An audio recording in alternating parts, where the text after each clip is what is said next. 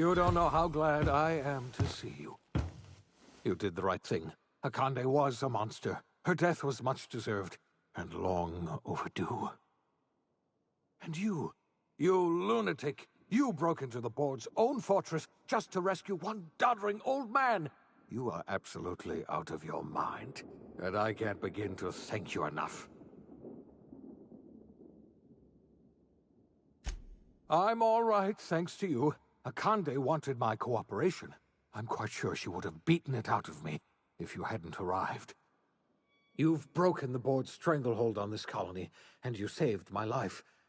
But there's still so much we have yet to accomplish.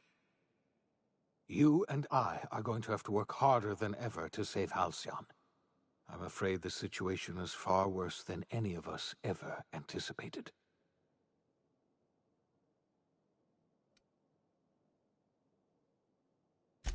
I would like nothing more than to celebrate this victory, but we have a serious problem on our hands. Earth has gone dark. We haven't received a single message in 3 years. There's been no communication, no signals, nothing. 2 years ago, the Earth's Directorate's frigate disappeared on their way back to Earth. We don't know what they discovered when they arrived, or if they arrived at all. They haven't exactly been hands-on around here anyway. So there's one less rubber stamp to worry about. Earth is humanity's home planet, Miss Fenhill.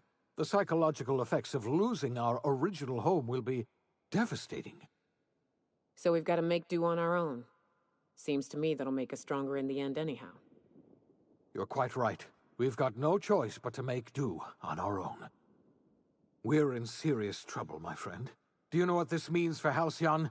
We can't rely on Earth for support anymore. We've been cut loose. We're entirely on our own. Yes, we do.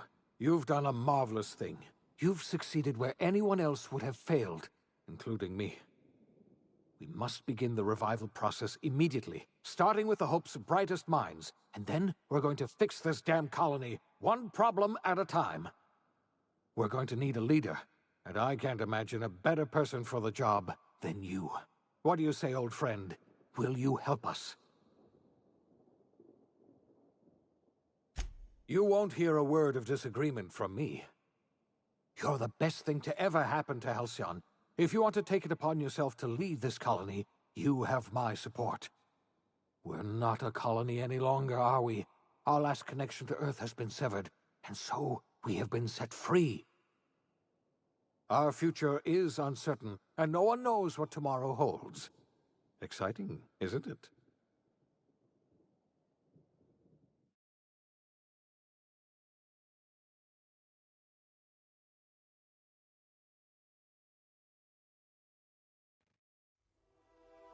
The OSI teaches that everything in the universe happens according to the grand plan.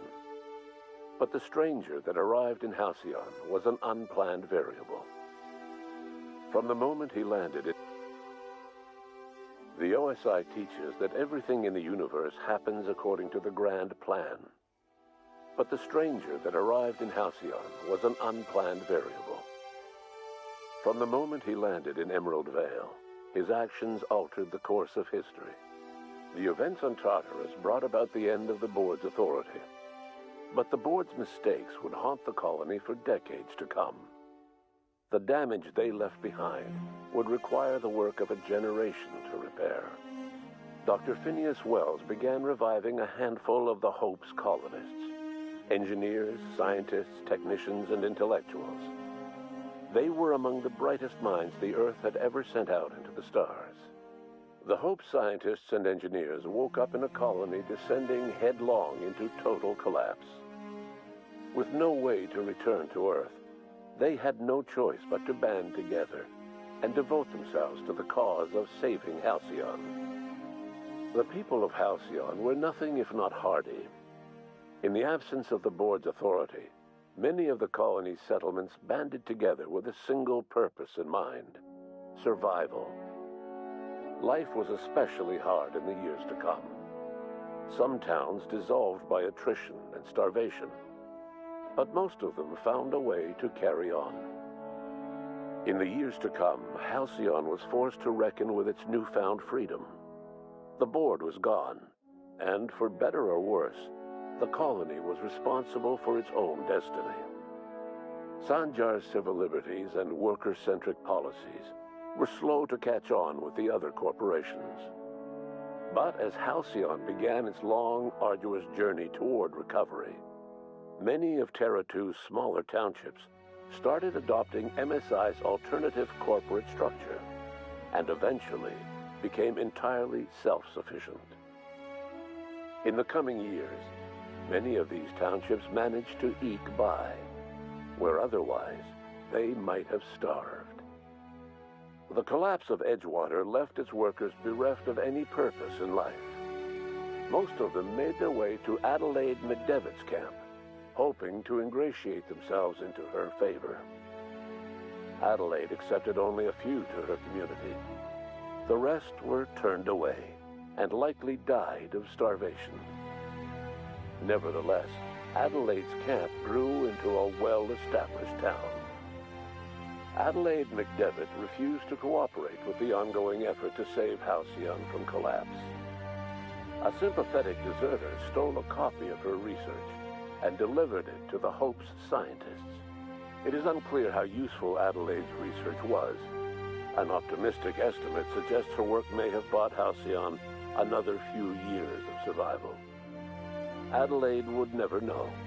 She died that winter. Under the leadership of Junlei Tennyson, the Groundbreaker held firm against corporate influence. The ship's mechanical stability gave Junlei the time to educate a promising generation of engineers, schooled in her family's traditions. The future of the Groundbreaker looks promising. The rediscovery of the Hope and the abandonment of the lifetime employment program forced Byzantium to come to terms with some uncomfortable realities about the state of Halcyon. While Byzantines were reluctant to surrender the luxuries they'd grown accustomed to, the board's diminished authority gave them little choice in the matter.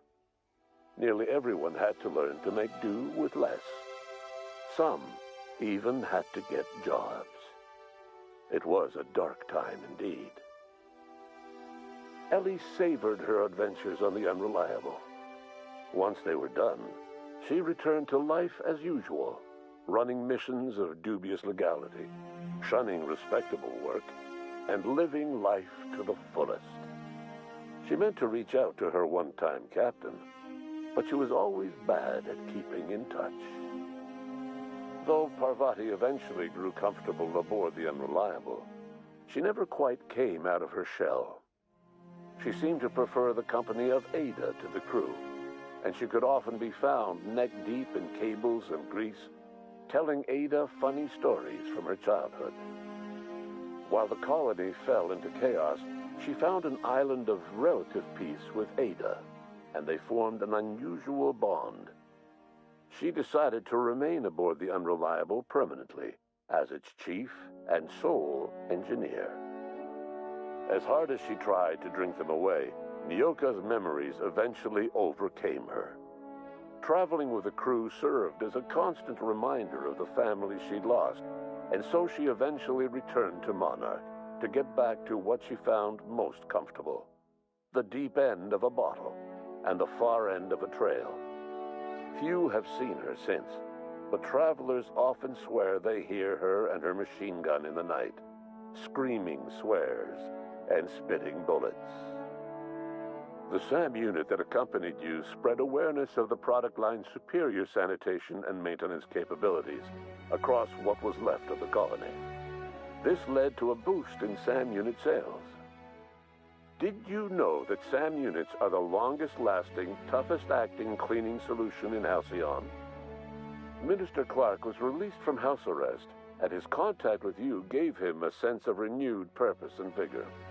Once it became clear that no help would be coming from Earth, he threw his considerable efforts and talents into helping Halcyon manage the crisis before it. As for Dr. Phineas Wells, he spent his remaining years in his orbital lab.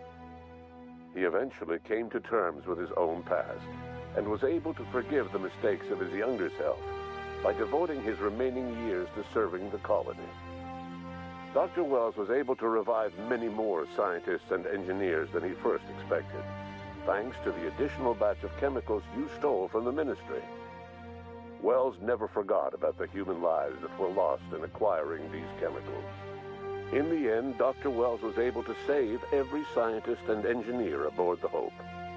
Over the next decade, nearly all of the Hope's remaining colonists were successfully revived. Halcyon saw a period of rapid technological and scientific advancement. Breakthroughs in dietary supplements saved the colony from starvation. Geoengineering projects and social reforms began to change the structure and character of the colony. Dr. Wells laid the groundwork for the project to save the colony, but he would never live to see the fruits of his labor. He passed away a few years later. His work was carried on by the scientists and engineers he revived. Today, Halcyon has stabilized. The people of the colony work hard to adapt to their new circumstances. Nearby colonies send aid and supplies. Life will never be easy in Halcyon, but for the first time in its history, there exists a sense of real, genuine hope about the future. And what about you, the unplanned variable in the history of Halcyon? You brought an end to the chaos on Tartarus and proved yourself the most capable leader left in the colony. You administered the colony in your own image. With the old power of the board destroyed, a new government of Halcyon rose with you at its center. With your steady hand, you guided Halcyon through the turbulent years that were to follow, and helped ensure the survival of the colony until the end of your days. No one knows what's happened to Earth, and no one knows what the future has in store for Halcyon.